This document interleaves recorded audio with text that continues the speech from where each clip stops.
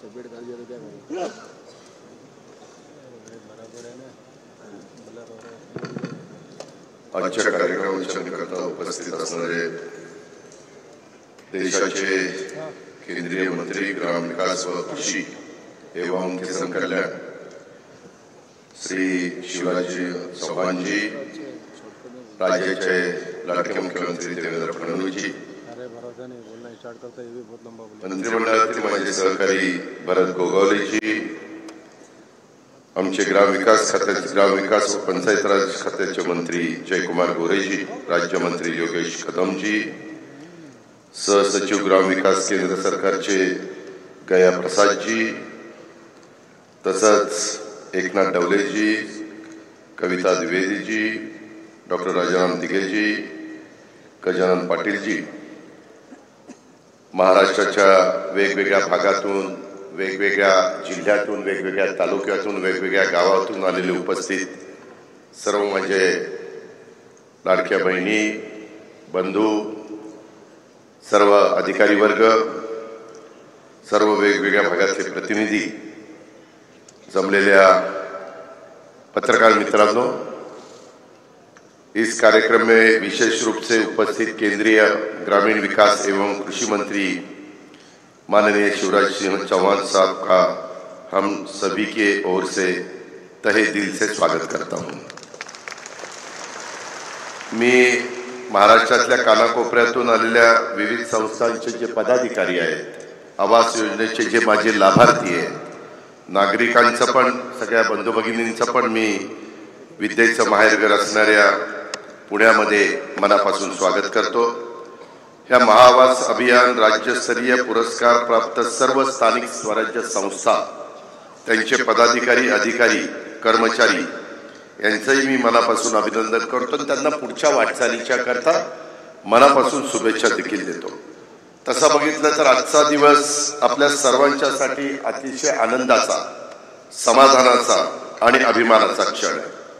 आज अनेक महाराष्ट्रातल्या वेगवेगळ्या पंचायत समितीमध्ये बसून देखील त्या भागातले सहकारी आज हा कार्यक्रम पाहतायत, आज हा कार्यक्रम त्या ठिकाणी आम्ही बोलतोय ते ऐकतायत। आपण पंतप्रधान आवास योजना ग्रामीण अंतर्गत ज्यांना आपलं हक्काचं घर उभं केलंय, अशा हजारो लाभार्थ्यांच्या संघर्षाला, श्रमाला आणि स्वप्नांना सलाम करत आहोत। घर ही फक्त एक वस्तू नाही, वास्तू नाही, ते स्वाभिमान, सुरक्षितता आणि स्थैर्याचा आविष्कार असतो, आधार असतो। आज तो हक्काचा आधारस्तंभ महाराष्ट्रातल्या लाखो कुटुंबियांना मिळालेला आहे।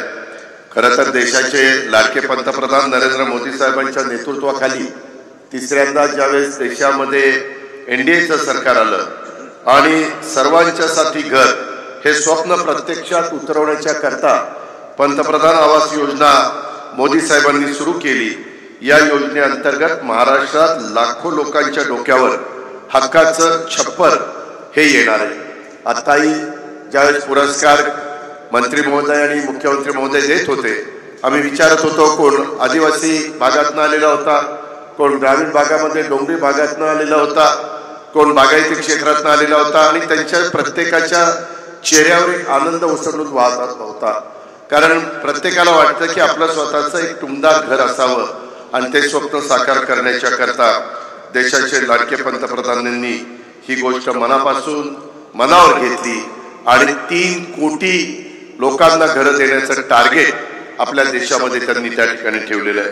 महाआवास अभियान हे महाराष्ट्र शासनाचं एक अभिनव अशा प्रकारचं पाऊल होतं, ज्यामुळं लाभार्थ्यांना केवळ घरच नाही तर त्या घराच्या बरोबर स्वच्छतागृह, उज्ज्वला गॅस जोडणी, शुद्ध पिण्याचं पाणी, वीज, रस्ता आणि मनरेगा अंतर्गत रोजगार याही सुविधा आपण एकत्र मिळू लागलेल्या आहेत आणि त्यामुळे घर हे सर्वार्थाने समृद्ध आणि राहण्याजोगं बनलेलं आहे। आज महाआवास अभियान के अंतर्गत आयोजित पुरस्कार समारोह में आप सभी के बीच उपस्थित होकर मुझे अत्यंत प्रसन्नता हो रही है। ये कार्यक्रम केवल पुरस्कार वितरण तक सीमित नहीं है, बल्कि ये ग्राम विकास के क्षेत्र में हमारी सामूहिक सफलता और प्रयासों का उत्सव है।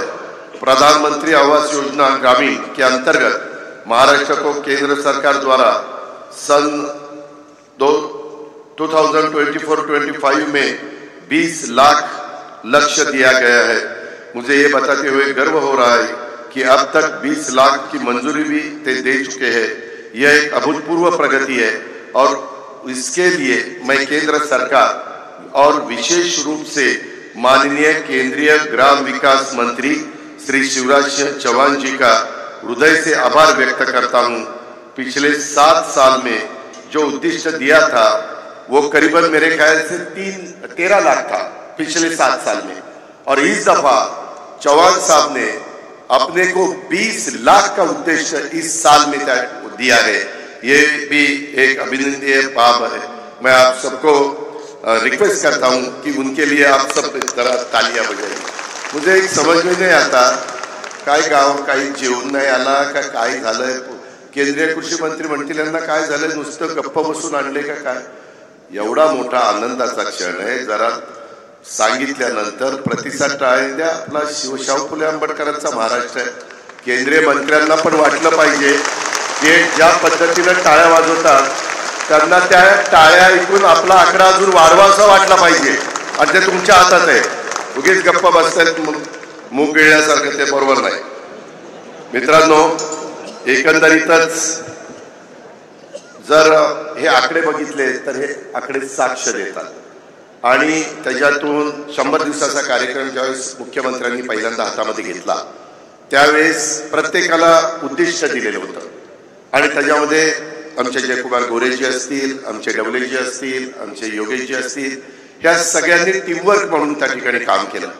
महाराष्ट्रातल्या प्रत्येक जिल्ह्यामध्ये, प्रत्येक तालुक्यामध्ये, प्रत्येक गावामध्ये अनेकांनी त्याच्यामध्ये अन झोकून ज्याला काम करतात अशा पद्धतीचं काम केलं, आणि त्याच्यामुळं हा दिवस आपल्या सगळ्यांना पाहायला मिळाला। आज इथपर्यंत आपल्याला थांबायचं नाही, अजून आपल्याला खूप पुढचा टप्पा त्या ठिकाणी गाठायचा आहे। एकंदरीतच प्रत्येकाला आयुष्यामध्ये अन्न, वस्त्र, निवारा ही मानवाची मूलभूत गरज आहे, आणि ही गरज भागवण्याच्या करता एनडीएचं सरकार, देशाचे प्रधानमंत्री, लोकप्रिय प्रधानमंत्री मोदी साहेब आणि त्यांची सगळी टीम ही त्या बाबतीमध्ये काम करते। एक गोष्ट खरी आहे की अलीकडच्या काळामध्ये अनेकांचं घराचं स्वप्न पूर्ण होईल का नाही अशा प्रकारची शंका येते। खरं तर मधल्या काळामध्ये न्याय व्यवस्थेने एक निकाल दिला, विशेषतः माझ्या ज्या गायरान जमिनी आहेत त्याच्याबद्दल, परंतु कॅबिनेट पुढे हा विषय ज्यावेळेस आला त्यावेळेस मुख्यमंत्र्यांनी सांगितलं जरी निकाल आलेला असेल तर न्यायालयाचा आपल्याला ऐकावंच लागेल, पण जो आपल्या भारतामध्ये जन्माला आलेला नागरिक आहे त्याला स्वतःचं घर बांधण्याच्या करता जागा नसेल तर गायरान ही जागा देखील त्याला देता येऊ शकते, आणि तशा प्रकारचा क्रांतिकारी निर्णय आपल्या महाराष्ट्रामध्ये आपल्या महायुतीच्या सरकारने घेतला, आणि त्याच्यामुळं अनेकांचं घराचं स्वप्न हे पूर्ण होण्याच्या करता मदत झालेली आहे। मोदी साहेबांचं हे स्वप्न पूर्ण करण्याचं ध्येय समोर ठेवूनच आमची सगळ्यांची वाटचाल सुरू आहे। ग्रामीण महाआवास योजना म्हणजे त्या दिशेने टाकलेलं हे एक महत्त्वाचं पाऊल आहे। त्यामुळे हे ग्रामीण गृहनिर्माण अभियान कुठल्याही परिस्थितीत यशस्वी झालंच पाहिजे, अशा प्रकारचा आपला सगळ्यांचा प्रयत्न असला पाहिजे। मी एकंदरीत एक गोष्ट तुम्हाला सांगू इच्छितो की माझ्याकडे मुख्यमंत्र्यांनी वित्त नियोजन खात्याची जबाबदारी दिलेली आहे। घरकुलांची उद्दिष्ट पूर्ती होण्यासाठी केंद्र सरकार त्यांचा जो वाटा असतो, हिस्सा असतो, तो त्या ठिकाणी देतातच, तिथं कुठली अडचण येत नाही, परंतु राज्य सरकारकडनं देखील हे तुमचं घरांचं स्वप्न पूर्ण होण्यासाठी भरीव प्रमाणावर निधी उपलब्ध करून देण्यात आलेला आहे, आणि इथून पुढे महाआवास अभियान ग्रामीण अंतर्गत राज्यात प्रधानमंत्री आवास योजना ग्रामीण, रमाई आवास योजना, शबरी आवास योजना, पारधी आवास योजना, आदिम विकास योजना, यशवंतराव चव्हाण मुक्त वसाहत योजना, अटल बांधकाम कामगार आवास योजना, पुण्यश्लोक अहिल्यादेवी होळकर आवास योजना, मोदी आवास योजना यासारख्या ग्रामीण गृहनिर्माण योजनांच्यासाठी निधीची कमतरता भासू दिली जाणार नाही, अशा प्रकारची खात्री देखील मी आपल्या सगळ्यांना देतो। या प्रकल्पाची गावोगावी वेगाने अंमलबजावणी केली गेली पाहिजे। या अभियानात ग्रामीण गृहनिर्माण क्षेत्राचं कामकाज गतिमान होऊन अनेकांचं घराचं स्वप्न हे साकार झालेलं आहे. ग्रामीण आवास योजनेला गती यावी यासाठी हे अभियान खऱ्या अर्थाने राबवलं जात आहे आणि आज हा पुरस्कार सोहळा म्हणजे या अभियानाला मिळालेलं ह्या महाराष्ट्रातले एक मोठं यश आहे. आज मी पाहत होतो त्या यादीमध्ये कुठले जिल्हे आहेत, कुठले तालुके आहेत, कुठले गाव आहेत, कुठले विभाग आहेत आणि महाआवास अभियान 2022-23च्या राज्यस्तरीय पुरस्काराचं वितरण करत असताना आम्ही सगळेजण नजर टाकत होतो तर त्यामध्ये प्रधानमंत्री आवास योजना ग्रामीण सर्वोत्कृष्ट विभागाचा पुरस्कार कोकण विभागाला मिळाला. तर राज्य पुरस्कार आवास योजनेचा प्रथम पुरस्कार नाशिक विभागाला मिळाला. ते सर्वोत्कृष्ट जिल्ह्याचा पहिला पुरस्कार नाशिक विभागातल्या अहिल्यानगर जिल्ह्याला. तर सर्वोत्कृष्ट तालुक्याचा पहिला पुरस्कार माझ्या अहिल्यानगर जिल्ह्यातील पाथर्डी तालुक्याला आणि सर्वोत्कृष्ट गृह संकुलाचा पुरस्कार अहिल्यानगर जिल्ह्यातल्या वांदरी गावचा माझ्या श्रीगोंदा तालुक्याला मिळालेला आहे. त्यामुळे या पुरस्कारावर मोहर ही कोकण विभागाने उमटवली असली तरी जोर मात्र नाशिक विभागाचा आहे हे मान्य करावं लागेल.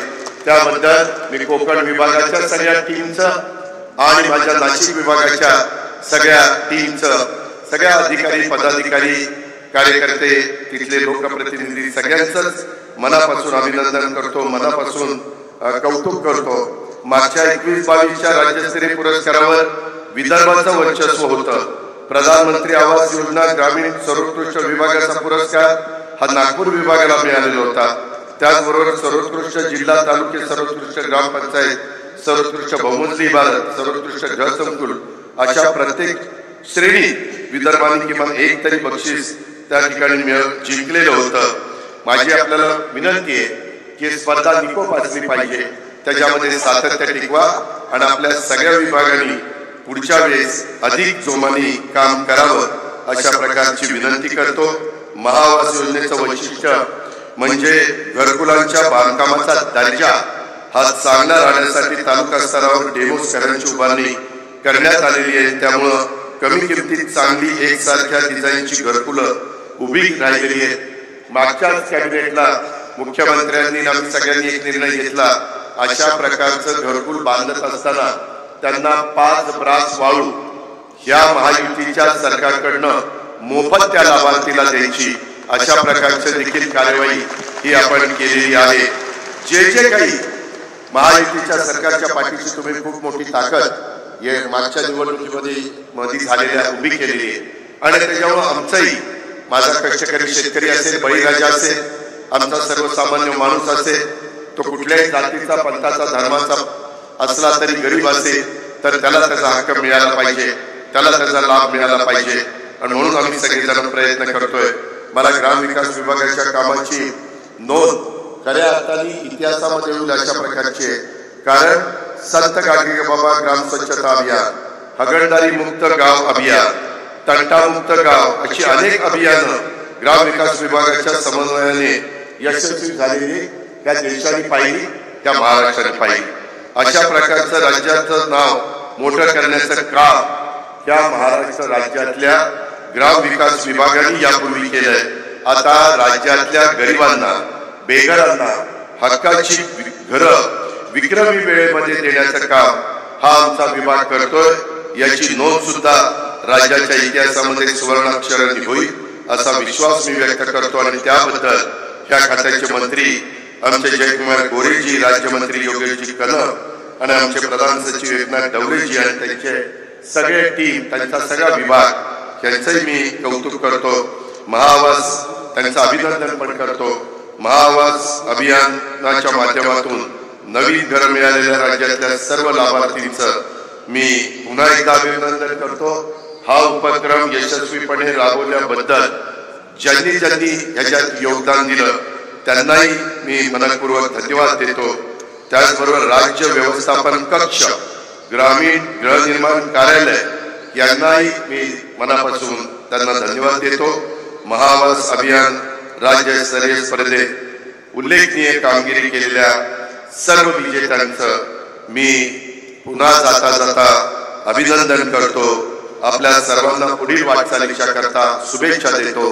आणि ज्यावेळेस देश पातळीवर आढावा घेतला जाती पंतप्रधानांच्या समोर किंवा आमच्या केंद्रीय मंत्र्यांच्या समोर, शिवराज चव्हाण साहेबांच्या समोर, त्यावेळेस जम्मू काश्मीर पासून केरळ पर्यंत, इकडे गुजरात पासून तिकडं वेस्ट बेंगॉल पर्यंत उभा भारत देश समोर ज्यावेळेस ठेवला जाईल, त्यावेळेस 3 कोटी घरांचं स्वप्न पूर्ण करण्याच्या करता जर कुठल्या राज्यांनी सर्वाधिक चांगलं काम केलेलं आहे तर त्याच्यामध्ये ते राज्य म्हणजे युगपुरुष छत्रपती शिवाजी महाराजांचं, शाहू फुले आंबेडकरांचं महाराष्ट्र राज्य असलं पाहिजे. अशा पद्धतीचा संकल्प आज आपण घेऊया आणि राहिलेल्या कामाला आपण जोमाने लागूया. त्याबद्दल सर्वांना शुभेच्छा. धन्यवाद. जय हिंद, जय महाराष्ट्र. धन्यवाद पवार साहेब. गेल्या वर्षी 20 लाख घरांचं उद्दिष्ट दिलं होतं आणि आता उरलेलं 10 लाख घरांचं उद्दिष्ट पत्र देण्यात येईल.